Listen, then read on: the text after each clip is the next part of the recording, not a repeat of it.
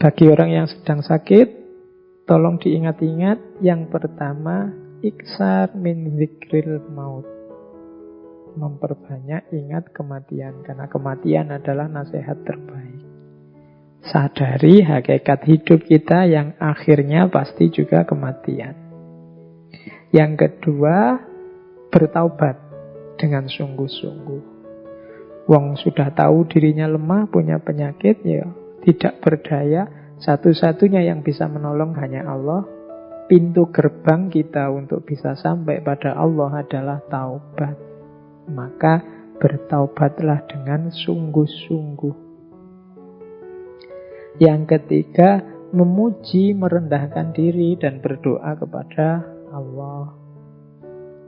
Jangan lupakan, seberat apapun sakit kita, Allah masih memberi sangat banyak anugerah, sangat banyak kenikmatan, sangat banyak kebahagiaan. Di samping rasa sakit kita tadi, maka jangan lupa memujinya. Jangan lupa merendahkan diri di hadapannya, dan pastinya jangan lupa berdoa. Yang keempat, sadari diri bahwa kita ini lemah dan butuh pertolongannya Allah. Kemudian yang kelima, tetap berobat, jangan menyerah. Jadi berobat, tidak menyerah. Kemudian bersyukur atas nanti kalau diberi oleh Allah kesembuhan. Dan tidak mengeluh. Ya kan? Jangan mengeluh. Karena sakit itu ada sisi-sisi anugerahnya juga. Jangan hanya melihat sisi menyakitkannya. Dan yang terakhir, ini hakikatnya sebenarnya Imam Ghazali tidak ngomong tentang virus corona. Tapi adab yang terakhir ini agak nyambung dengan virus corona. Jangan berjabat tangan dengan orang lain. Ini maksudnya hati-hati, kita sedang sakit, siapa tahu menular. Kalau sedang sakit ya jangan agresif bersentuhan dengan orang lain. Kalau di situ kalimatnya pakai jangan berjabat tangan dengan orang lain. Karena ya sakit itu kan banyak diantaranya yang menular. Maka lebih baik tidak hanya yang tidak sakit menjaga yang sakit, tapi kita yang sakit pun harus sayang pada yang tidak sakit. Dengan cara apa? Menjaga agar yang sedang tidak sakit tidak kita tulari. Terus, nah kalau minggu lalu tentang bencana, saya membawa Nabi Nuh. Hari ini kita belajar sedikit tentang Nabi Ayub. Nabi Ayub ini Nabiullah yang mendapat ujian dari Allah dengan penyakit. Nabi Ayub ini Nabi yang awalnya Nabi yang kaya raya, mendapat nikmat yang luar biasa dari Allah. Dia punya 12 anak. Kemudian punya istri yang solehah, kaya raya. Bahkan dia adalah orang terkaya di daerahnya zaman itu. Tapi kemudian setelah 20 tahun pernikahan, 20 tahun mengalami nikmat yang luar biasa dari Allah, saat beliau berusia 50 tahun, datanglah ujian itu dari Allah. Kalau dalam ceritanya, pada waktu Nabi Ayub berusia 51 tahun, selama 3 hari semua kebahagiaannya hancur. Hari pertama tiba-tiba beliau terkena penyakit, keluar nanah dari kulitnya, dari ujung kepala sampai ujung kaki, bahkan rambutnya pun sampai rontok.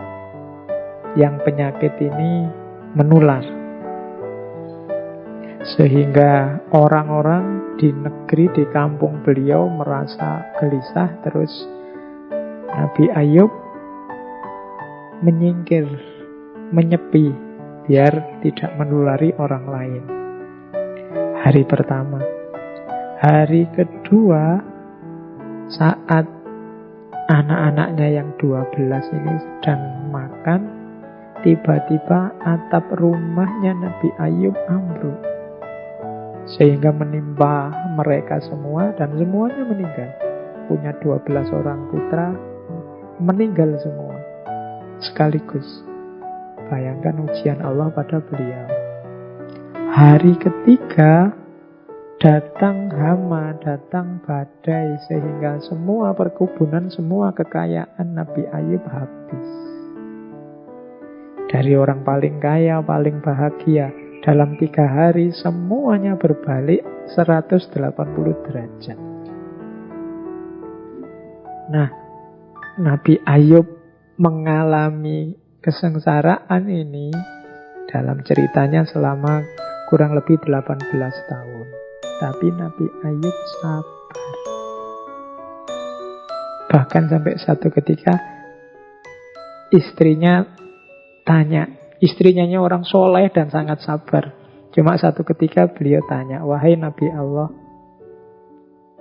engkau ini sudah 18 tahun loh, sudah tidak melakukan dakwah. Cobalah engkau berdoa pada Allah agar penyakitmu sembuh. Itu saja. Nanti kalau sudah sembuh kan kamu bisa dakwah lagi. Nabi Ayub tanya pada istrinya, wahai istriku, berapa lama kita mengalami kenikmatan? Istrinya Nabi Ayub menjawab, ya kurang lebih 20 tahunan lah. Oke, sekarang berapa lama kita diuji oleh Allah seperti ini? Istrinya menjawab, ya sekitar 18 tahun. Makanya itu aku masih malu meminta pada Allah. Padahal selisihnya cuma 2 tahun. Tapi beliau malu, kita sudah 20 tahun lebih berbahagia. Jadi ini meskipun sudah 18 tahun, aku masih merasa malu. Nah, kabarnya nanti setelah 20 tahun baru Nabi Ayub berdoa, wahai Allah, sesungguhnya aku ini sedang ditimpa penyakit dan engkaulah zat yang maha penyayang. Itu kalimatnya kan begitu. Tidak kalimat menuntut, ya Allah wajib sembuhkanlah aku. Tidak. Aku ini sedang ditimpa penyakit ya Allah, dan aku tahu engkau maha penyayang. Akhirnya beliau sembuh. Dan kabarnya nanti kekayaannya setelah beliau sembuh itu kembali lagi 2 kali lipat. Putra-putranya punya anak lagi nanti, kabarnya kalau semula punya anak 12, nantinya beliau punya anak sampai 24. Jadi 2 kali lipat yang semula hilang. Oke. Nah, dari kisah Nabi Ayub ini di catatan saya ada beberapa hikmah. Yang pertama, untuk kita tidak dikuasai oleh kepemilikan dunia. Kaya oke, punya anak, punya istri solihah oke, tapi tidak terikat, tidak dikuasai, tidak tergantung. Sehingga kalau yang punya, yang sejati tiba-tiba mengambilnya, ya kita tidak panik.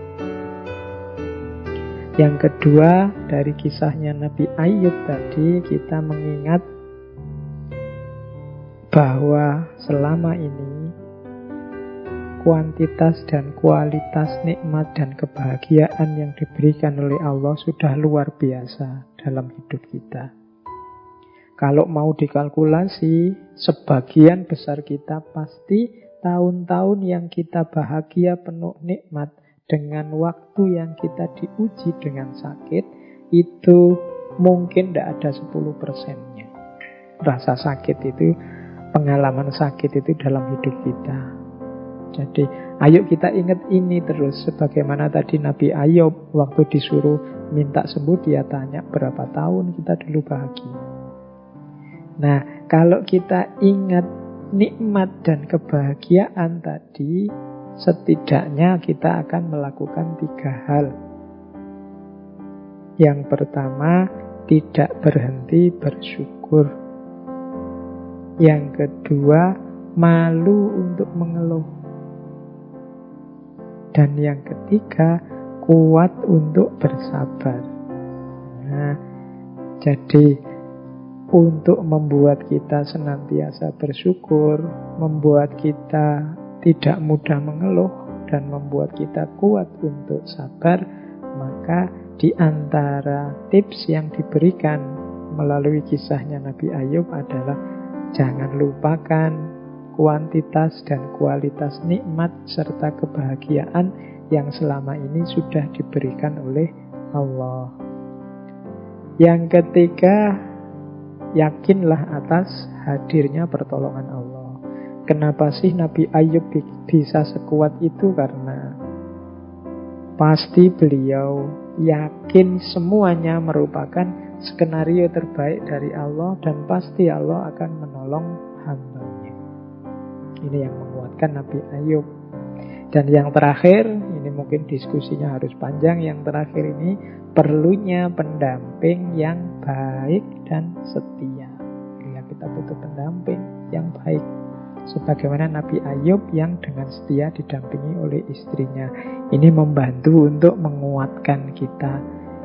Jadi itu hikmah-hikmah di balik kisahnya Nabi Ayub. Teman-teman, materi utamanya saya kira sudah ya. Ada waktu sedikit, saya membawa beberapa quotes. Yang pertama, sengaja saya bawa ini, teman-teman sering dengar quotes ini tentang sakit dan sehat. Mens sana in corpore sano.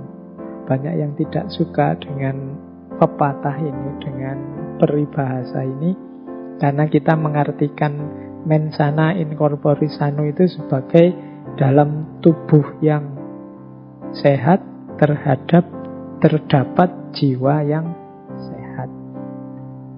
Sebenarnya maksudnya kalimat ini adanya di syair seorang penyair Romawi yang namanya Junival. Junival ini punya, sebenarnya ini syair religius. Kalimat itu artinya bukan, awalnya sebenarnya bukan untuk kita menjaga kesehatan jasmani biar pikiran kita sehat. Ini yang membuat kita komplain, karena lu kan banyak pak orang yang pikirannya ndak waras meskipun tubuhnya sehat. Orang gila itu pikirannya kacau tapi ya bisa sehat. Orang-orang koruptor itu sehatnya luar biasa, wong kaya raya misalnya. Kan pikirannya ndak sehat itu. Sebenarnya maksud quotes ini, maksud peribahasa ini bukan itu. Jadi maksudnya adalah kalau diartikan letterlek kalimatnya itu artinya pikiran sehat dalam tubuh yang sehat. Jadi ini syair itu sebenarnya mengkritik perilaku keberagamaan orang Romawi. Orang Romawi zaman dulu yang suka berdoa minta umur panjang. Nah dalam syairnya Junival ini dikritik, ya jangan minta umur panjang saja, tapi berdoalah untuk memiliki pikiran yang sehat dalam tubuh yang sehat. Kalau pakai nama lain berarti berdoalah untuk sehat jasmani dan sehat rohani. Kenapa sih kok ini kemudian dikenal sebagai prinsipnya kesehatan jasmani? Ini kalau dalam sejarahnya ini berhubungan dengan seorang tokoh olahraga namanya John Halley dari Inggris. Dia menggunakan semboyan mens sana in corpore sano itu untuk moto klub atletiknya, klub atletik Liverpool pada sekitar tahun 1861. Karena dipakai untuk klub atletik, klub olahraga, terus konotasinya kemudian ini semboyan untuk kesehatan fisik saja. Padahal sebenarnya ini mens sana in corpore sano itu makna letterleknya bukan untuk kesehatan fisik, tapi makna letternya pikiran sehat dalam tubuh yang sehat. Mens sana in corpore sano. Bukan pikiran sehat itu karena tubuhnya sehat, tapi pikirannya ya sehat, tubuhnya ya sehat. Ini itu maksudnya quotes itu. Oke, Ini juga quotes bagus dari Charles Frazier. Disease is nature's revenge for our destructiveness. Penyakit itu adalah balas dendamnya alam, balasan alam terhadap perilaku merusak kita. Ini saya jelaskan minggu lalu ketika bencana, bagaimana perilaku manusia yang rusak ternyata bisa menghasilkan hal-hal yang merusak pula terhadap manusianya. Ada quotes lagi, we don't know how strong we are until being strong is the only choice we have. Kita tidak tahu sekuat apa kita sampai menjadi kuat adalah satu-satunya pilihan kita. Bertahan, berjuang, mencari kesembuhan, ini kan butuh kekuatan. Ini kan sebenarnya terpaksa. Kita tidak tahu loh kita setangguh itu, kita tidak tahu loh kita sekuat itu, tapi dipaksa oleh sakit, akhirnya kelihatan bahwa kita ini kuat. Kalau nggak dipaksa ya kita tidak mau berjuang, tidak kelihatan kekuatan kita. We don't know how strong we are until being strong is the only choice we have. Kita tidak tahu sekuat apa kita sampai menjadi kuat adalah satu-satunya pilihan. Para mahasiswa itu tidak tahu bahwa mereka sebenarnya punya potensi untuk menulis, sampai dipaksa oleh dosennya, dipaksa oleh aturan bikin skripsi untuk menulis, sehingga kelihatan bahwa mereka pinter loh nulis. Ini sama konotasinya dengan itu. We don't know how strong we are until being strong is the only choice we have. Kemudian ini ada lagi quotes untuk kita bersikap hati-hati. Just because I could yesterday doesn't mean I can today. But just because I can today doesn't mean I won't be able tomorrow. Hanya karena kemarin aku bisa, tidak berarti hari ini aku juga bisa. Tapi hanya karena hari ini aku tidak bisa, tidak berarti besok aku tidak bisa juga. Ini quotes untuk tidak sembrono. Pak, saya kemarin itu loh keluar-keluar tidak pakai masker, aman-aman saja, itu tidak ada apa-apa. Ya, just because I could yesterday doesn't mean I can today. Kalau kemarin aman ya bukan berarti besok kalau kamu tidak pakai, hari ini kamu tidak pakai lagi akan aman juga. Kebalikannya juga begitu. Pak, saya kemarin jalan-jalan keluar terus jatuh. Mungkin besok saya jatuh juga, ya tidak mesti. But just because I can today doesn't mean I won't be able tomorrow. Hari ini aku tidak bisa bukan berarti besok juga tidak bisa. Ini kita untuk hati-hati, tidak sembrono, hidup penuh perhitungan di bagian awal dan di bagian akhir, menyuruh kita untuk tidak putus asa, tidak menyerah.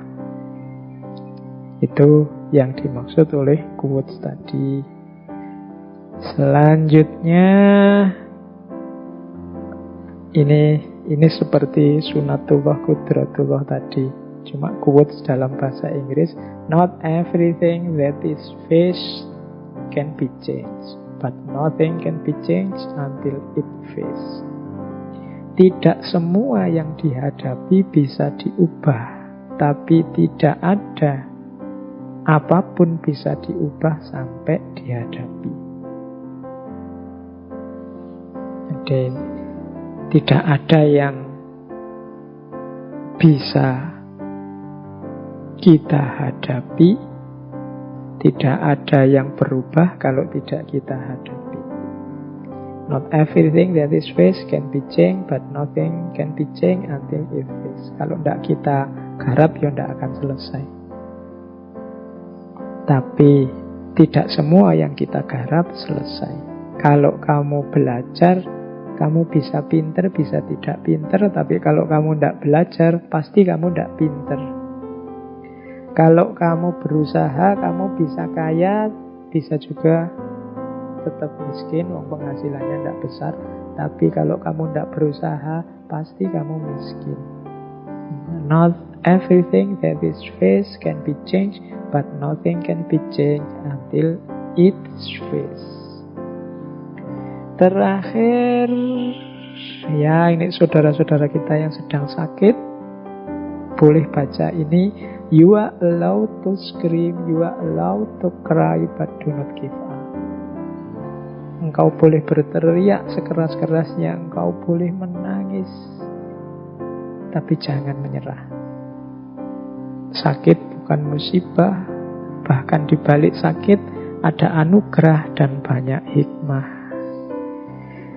Baik teman-teman, saya kira itu ya sesi kita kali ini tentang sakit. Sambungan dari minggu lalu saya bicara tentang bencana. Insya Allah kita tuntaskan sesi musibah minggu depan dengan tema yang lebih filosofis, yaitu tentang penderitaan. Saya akhiri sekian, kurang lebihnya mohon maaf.